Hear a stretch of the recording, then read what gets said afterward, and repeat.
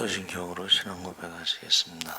전능하사 천지를 만드신 하나님 아버지를 내가 믿사오며 그 외아들 우리 주 예수 그리스도를 믿사오니 이는 성령으로 잉태하사 동정녀 마리아에게 나시고 본디오 빌라도에게 고난을 받으사 십자가에 못 박혀 죽으시고 장사한 지 사흘 만에 죽은 자가 다시 살아나시며 하늘에 오르사 전능하신 하나님 우편에 앉아 계시다가 저희로서 산자와 죽은 심판하러 오시리라. 성령을 믿사오며 거룩한 공예와 성도가 서로 교통하는 것과 죄를 사하여 주시는 것과 몸이 다시 사는 것과 영원히 사는 것을 믿사옵나이다. 아멘. 찬송가 570장 찬송하시겠습니다.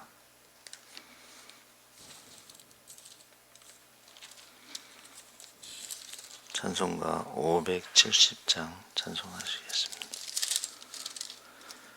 주는 나를 기르시는 목자요 나는 주님의 귀한 어린 양 푸른 풀밭 맑은 시냇물가로 나를 늘 인도하여 주신다.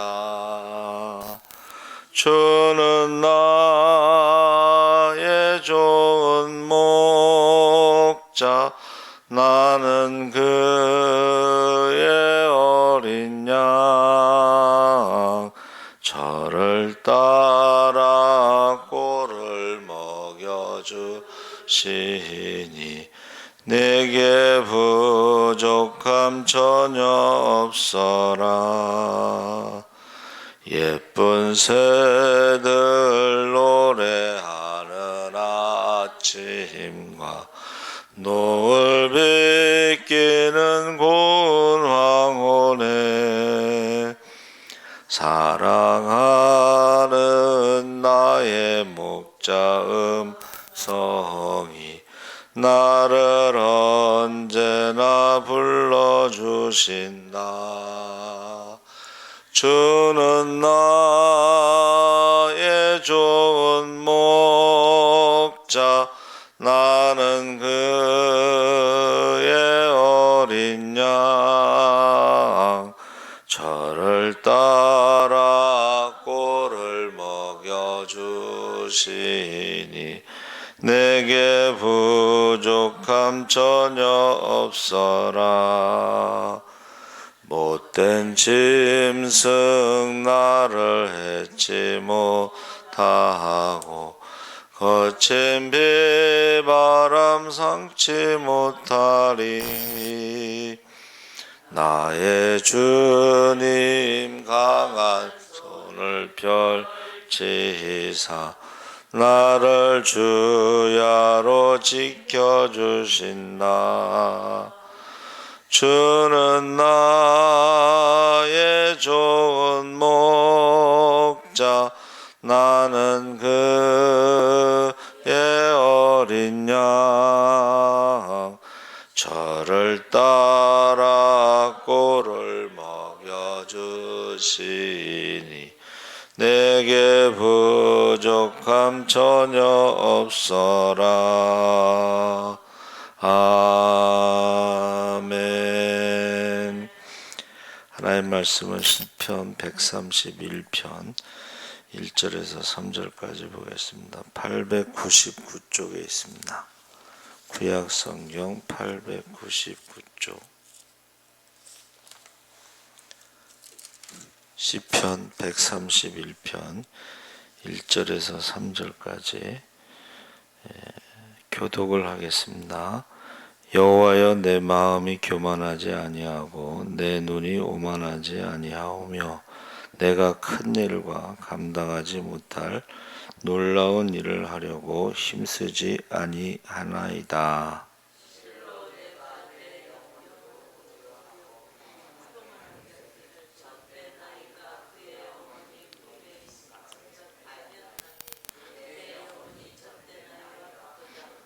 3절 함께 읽겠습니다. 이스라엘아 지금부터 영원까지 여호와를 바랄지어다. 아멘. 할렐루야. 네, 잘 오셨습니다. 감사합니다. 다윗의 젖된 아이.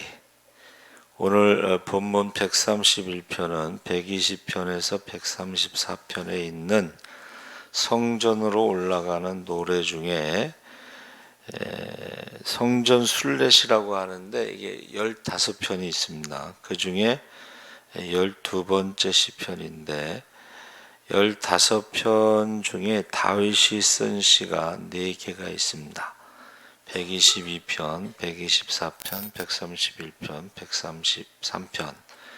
그 중에서 세 번째 시편인데 순례자들이 다윗의 지은 시편을 묵상하면서 성전을 향해 올라가는데 신앙인으로 겸손을 다짐함으로 마음의 평화를 누리게 되는 감사시 예배시입니다. 그래서 첫 번째가 여호와여 내 마음이 교만하지 아니하고, 그래서 여기서 지금 시인 다윗이 아니하고 아니하오며 아니하나이다, 이 부정어를 3번 쓴 것은 하나님을 향한 자신의 굳은 결심을 표현하고 있습니다. 그래서 마음이 교만하지 아니하겠다고 고백하는데, 교만하다는 말은 높다 이런 뜻이고, 한문으로는 높은 말에서 이렇게 타서 아래를 내려다보는 건데, 마음이 높아지지 않고, 그래서 다윗의 삶을 들여다보면 항상 다윗이 교만하지 않고 과대포장하지 않고 그렇습니다.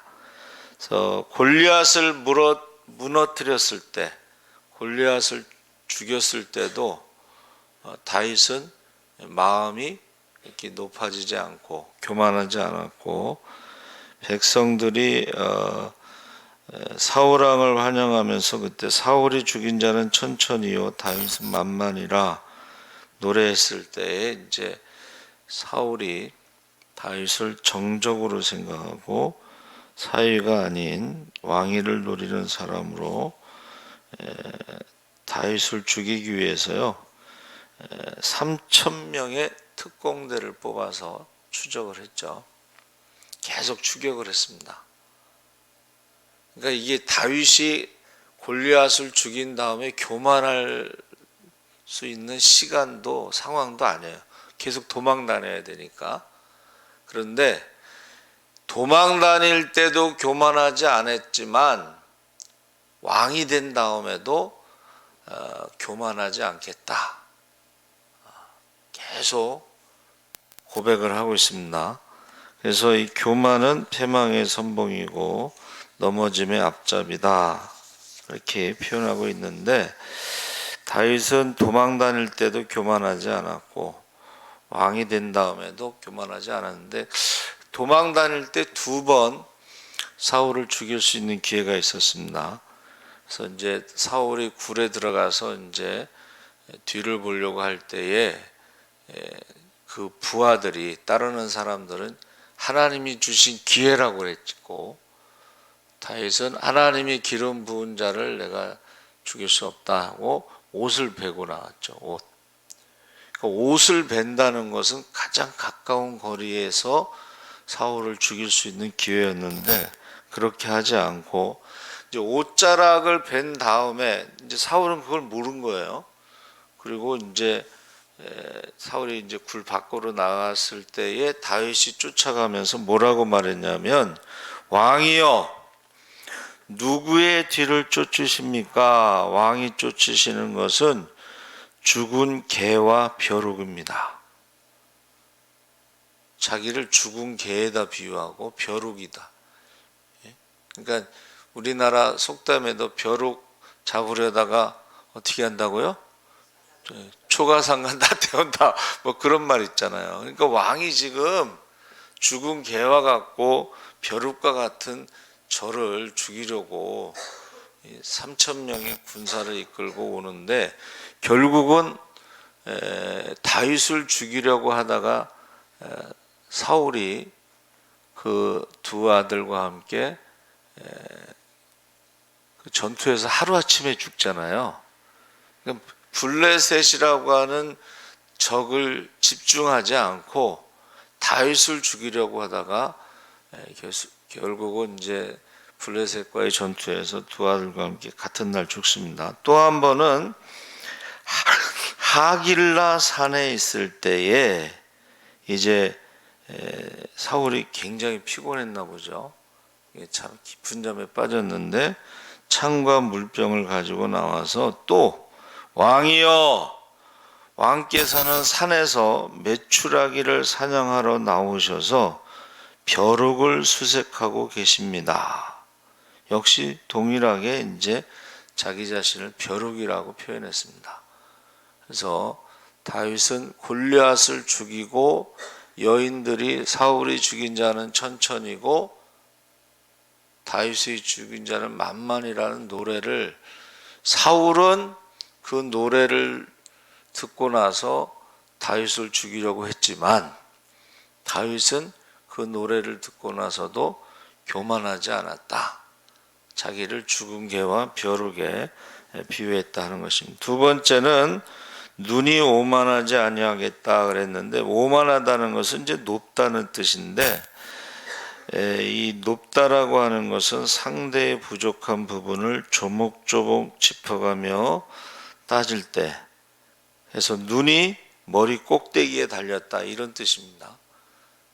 그러니까 마음으로도 교만하지 않지만 실제로도 사람들에게 눈이 머리 꼭대기에 달려가지고 그렇게 오만하지 않겠다. 그래서 교만과 오만은 쌍둥이와 같고 동전의 양면과도 같습니다. 그래서 마음으로 교만하지 아니하고 눈이 오만하지 않겠다고 고백하고 있습니다. 그러니까 사람이요, 자신을 자신보다 더 크게 부풀리는 마음이 교만이고, 이제 교만하기 시작하면 눈을 통해서 외부로 다른 사람들을 이렇게 지적한다는 거예요. 지적하기 시작한다는 것입니다. 셋째는 큰 일과 감당하지 못할 놀라운 일을 하려고 힘쓰지 아니하겠다. 제가 이제 묵상하다 보니까 큰 일을 하려고 한다는 것은 뭔가 자기를 드러내려고 하는데, 그 중에 하나가 이제 다윗이 인구조사를 했죠. 인구조사라는 것은 백성이 많고 군대가 많고 자기를 드러내려고 하는 그런 거였는데, 하나님께서 그에게 세 가지 심판에 대해서 선택하라고 그랬을 때 전염병을 선택했죠. 순식간에 7만 명이 죽었어요. 그때 다윗이요, 바로 회개합니다.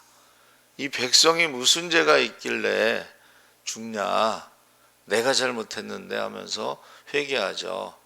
그리고 그 회개했을 때 이제 전염병이 멈춘 그곳이 오르나의 타작마당이라고 해서 거기가 이제 이삭을 번제로 드렸던 장소고 솔로몬의 성전이 세워진 곳이다. 이제 그렇게 우리가 알고 있습니다. 그렇죠? 그래서 이제 한 번은 실수할 수가 있지만 내가 두 번 다시는 실수하지 않겠습니다. 내가 나를 드러내려고 큰 일을, 또 감당하지 못할 일을 하려고 힘쓰지 않겠습니다. 다윗이 지금 고백하는 것입니다. 그래서 나중에 그 성전을 지으려고 할 때도 이제 나단 선지자는 좋다고 그랬죠. 근데 하나님께서 아니라고 말씀하실 때에 그가요, 그걸 받아들이는 거예요. 그러면서 자기 아들이 성전을 짓는 것이 하나님의 뜻이잖아요, 계획. 그러니까 자기는 모든 걸 다 준비하고 아들이 성전을 짓도록 하나님의 계획에 순종하면서 그 성전에 들어가는 것을 바치면서 뭐라고 고백해요? 모든 것이 다 하나님께서 주신 것이고 모든 것이 다 하나님이 주신 것이라고 고백합니다. 그래서 우리가 무슨 일을 할 때 자기를 드러내려고 무슨 일을 하는 것은 나중에 이제 그것이 문제가 될 수가 있습니다. 그래서 우리는 그 다윗이 뭐라고 고백했냐면은 하나님께서 줄로 재어서 주신 그 땅에 대해서 더 이상 욕심부리지 않고 하나님이 허락하신 줄로 재어준 그 땅으로 충분하다. 할렐루야. 그 땅이 뭐냐면 하나님께서요, 그 이스라엘 땅을 이렇게 정해 주셨어요. 그렇죠? 서쪽으로는 지중해, 남쪽으로는 네게브 사막, 동쪽으로는 어디, 북쪽으로는 어디 이렇게 정해 주셨어. 그러니까 그 이상을 다윗이 충분히 전쟁에서 이길 수 있지만 그 이상을 원하지 않았던 거예요. 그냥 하나님이 재어주신 그 땅으로 충분하다.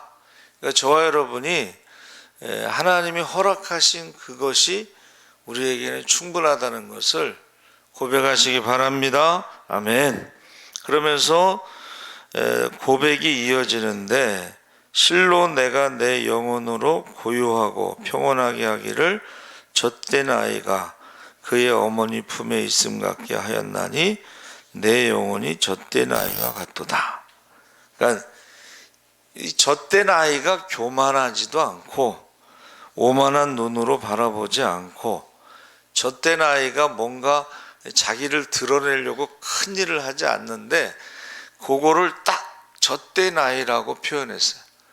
그러니까 여호와는 나의 목자시니 내게 부족함이 없습니다라고 하는 고백처럼 교만하지 않고 오만하지 않고 자기를 드러내지 않는 그런 것을 젖된 아이라고 표현했습니다. 다윗의 그 신앙 고백이 놀라운 거죠. 그래서 젖된 아이는 이제는 그 엄마 품 속에서 평온함을 누리는 아주 만족해하는 그런 모습을 보여주고 있습니다. 그래서 하나님께서 출애굽할 때 이스라엘 백성들을 애굽에서 나온 다음에 이제 알아서 가라 그렇게 하지 않고 가나안 땅까지 업어서 안아서 어린아이를 업어서 이렇게 가나안 땅까지 인도했다 이렇게 표현하셨거든요. 그러니까 애굽에서 나와서 이게 이제 젖된 아이라고 그러면 그 젖된 아이를 업어서 가나안 땅까지 인도하셨다. 이 젖된 아이라는 게 뭐야?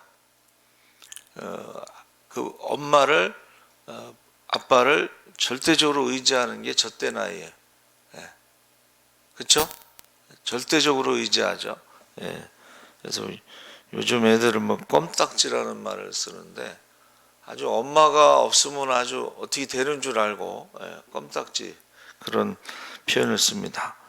그리고 불기둥과 구름기둥도 낮에도 밤에도 24시간 하나님이 인도하시고 보호하셨습니다. 그래서 이 젖된 아이는 엄마의 품속에서 만족하다, 평안하다 그런 뜻이 있고 신명기 1장 30절에 31절에 너희보다 먼저 가시는 너희의 하나님 여호와께서 애굽에서 너희를 위하여 너희 목전에서 모든 일을 행하신 것 같이 이제도 너희를 위하여 싸우실 것이며 광야에서도 너희가 당하였거니와 사람이 자기의 아들을 안는 것과 같이 너희 하나님 여호와께서 너희가 걸어온 길에서 너희를 안으사 이곳까지 이르게 하셨느니라. 그래서 젖된 아이라고 하는 것은 계속 보호하신다. 거기서 평안을 누린다. 이제 그런 뜻이 되겠습니다. 그래서 이사야 46장 4절에 보니까 너희가 노년에 이르기까지 내가 그리하겠고 백발이 되기까지 내가 너희를 품을 것이라. 내가 지었은즉 안을 것이요 품을 것이요 구하여 내리라. 아멘. 그래서 지금 이제 마무리를 하는데 뭐라고 그러냐면 이스라엘아 지금부터 영원까지 여호와를 바랄지어다. 이 바라다는 것은 이제 기다리다, 기대하다, 희망하다인데 이걸 명사로 말하면 소망이란 뜻입니다. 여러분, 소망과 희망은 다르죠. 희망사항은 막연하잖아요. 근데 소망은 하나님의 약속의 말씀을 믿고 기다리는 거예요. 하나님의 약속의 말씀을 믿고 기대하는 거예요. 그래서 이게 전혀 달라요. 희망하고 소망. 그러니까 믿는 사람들은 소망을 가지고 하나님의 약속의 말씀을 믿고 기다리면서 기대하는 것이고, 믿지 않는 사람들은 막연한 거예요. 그게 희망입니다. 원래 이제 그 한문에서는 고향을 바라본다, 뭐 그런 뜻이 있긴 한데, 그래서 이 3절에 시편 130편 7절과 동일하게 여호와께서 인자하심과 풍성한 속량이 있음이라 하면서 이 똑같은 깊은 곳에서라는 단어를 쓰는데, 130편에서는 그 깊은 곳이 가장 어려울 때, 힘들 때, 이 바닥을 쳤을 때에 주님을 바라보는 것이고, 131편 3절에서는 가장 평안할 때, 엄마의 품속에서 엄마만 바라보는 그런 것을 표현하고 있습니다. 근데 어느 게 더 어려울 것 같아요? 어려울 때 주님을 바라보는 것보다 평안할 때 주님을 바라보는 게 더 어렵다고 말하는 거예요. 사람이 본능적으로 어려우면 어떻게 해요? 기도하잖아요. 그렇죠? 주님을 바라보고. 그런데 너무 평안할 때는 주님만 바라보는 것이 쉽지 않다 그랬습니다. 그래서 저와 여러분이 이제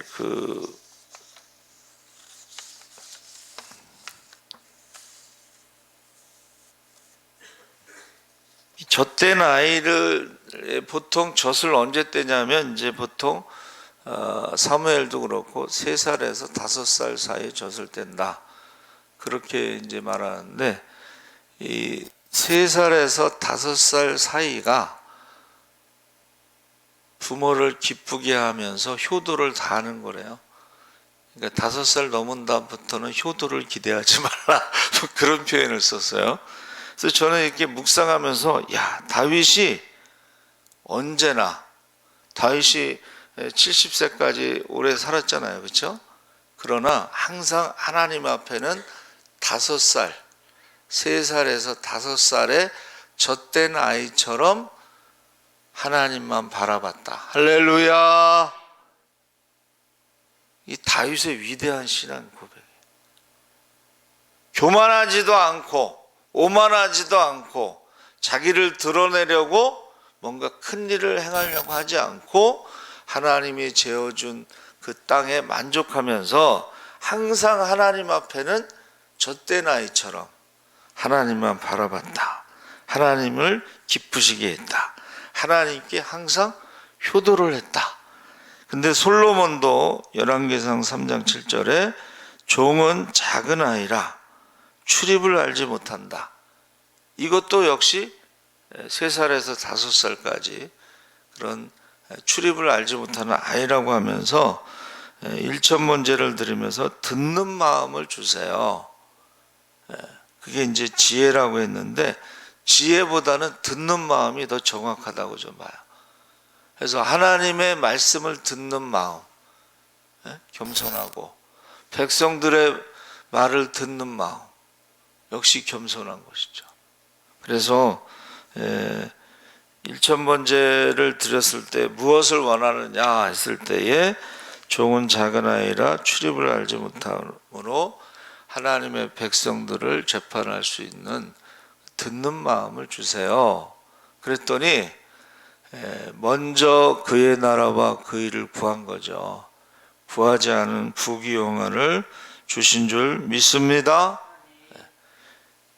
다윗과 같이 평생 젖된 아이로 교만하지 않고 오만하지 않고 자기를 드러내려고 뭔가 감당할 수 없는 일을 하지 않고 그렇게 기도하는 사람이 되시기를 주의 이름으로 축원합니다. 살아계신 하나님 아버지 감사합니다. 다윗의 위대한 신앙 고백을 우리가 배우게 하시고 하나님 앞에서 언제나 우리가 젖된 아이처럼 하나님을 바라보게 하시고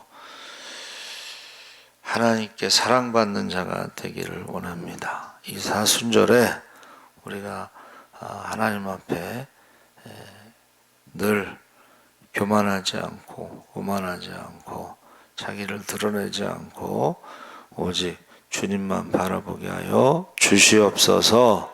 감사하며 예수님의 이름으로 기도합니다.